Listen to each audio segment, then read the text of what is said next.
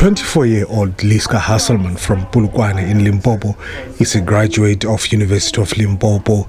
She's one of few white students whose names have been inscribed in the historical accounts of an institution that produced prominent figures and struggle icons such as Frank Chikane and President Cyril Ramaphosa.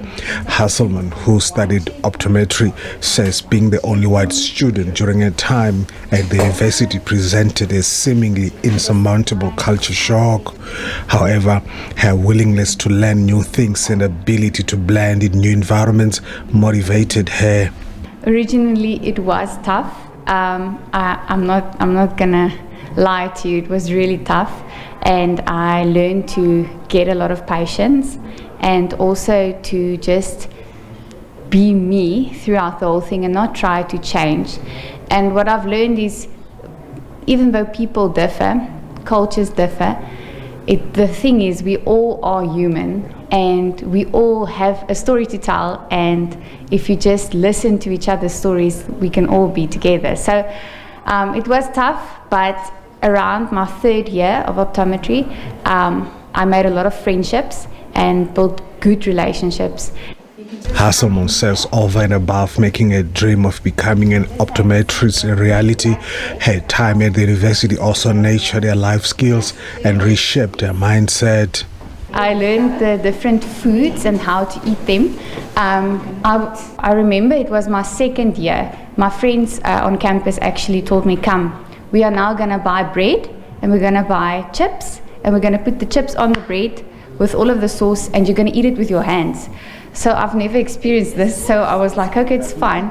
So I learned a lot about food and, like I said, cultural differences. They taught me of how marriage works in their culture. They taught me how relationships work, and things that I thought was normal, they taught me, okay, this is now disrespectful if you say it like that. Okay. Hasselman has also hailed her lecturers and fellow students for helping her transcend cultural and language barriers. Most of them speak Sepedi or Venda home language. So you will find them starting to lecture and then they forget there's a person who doesn't understand.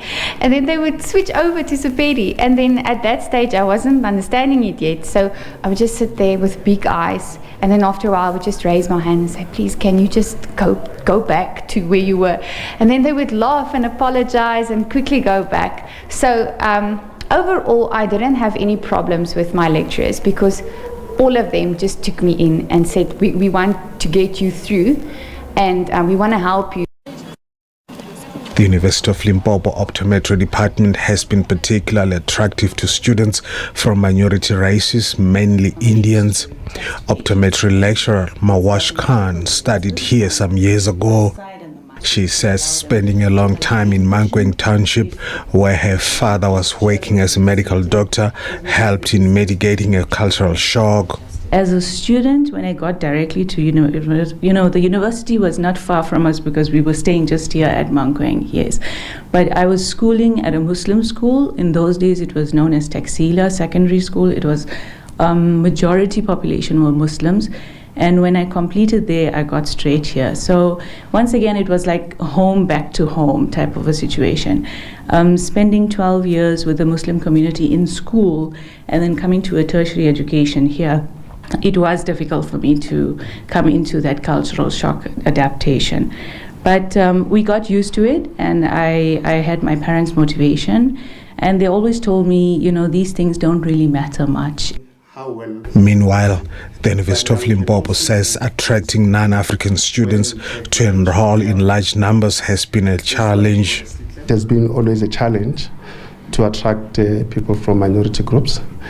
And I think this is more historical because as well as we are in a background where it was more political or politically inclined, if I should say.